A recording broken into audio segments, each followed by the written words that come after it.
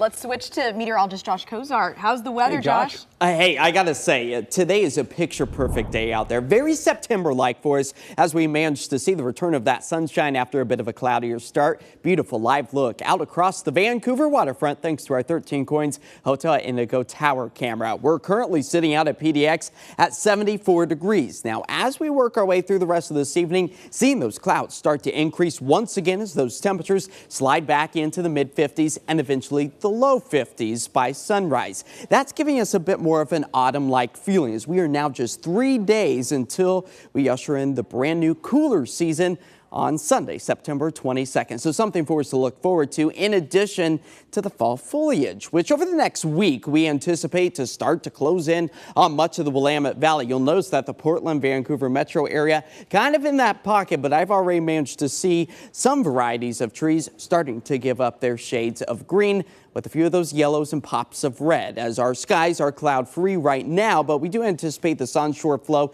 to start to push that marine layer not only back into our coastal spots, but eventually into the I-5 corridor, but we stay on the dry side with more sunshine in store for us tomorrow. Now, we are really kind of in between multiple storm systems. The latest one that brought us the wet weather, now situated over the state of California, taking aim at the Rocky Mountains.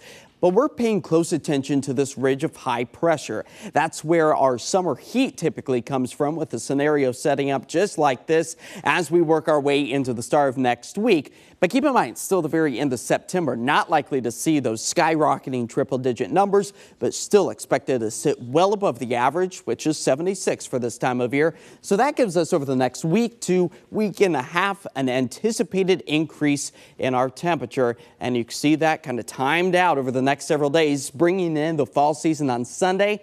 Yeah, 78 degrees, a few degrees above that average, but not record-breaking for Tuesday's peak of the heat at 87 degrees. We would have to make it to 96, like what we saw back in 1974, to manage to break a record as we start to cool things off by the end of the week. Now, hey, maybe you want to stay cool for the entirety of the weekend.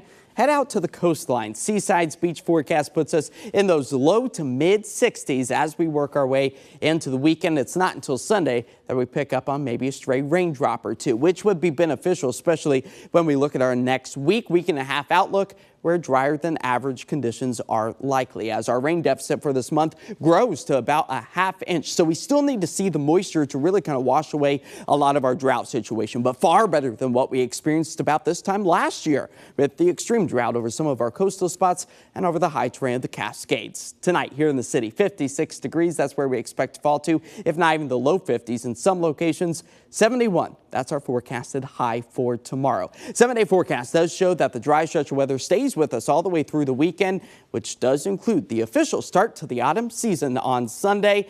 Now next week, that's where the summer-like conditions slowly creep their way back in.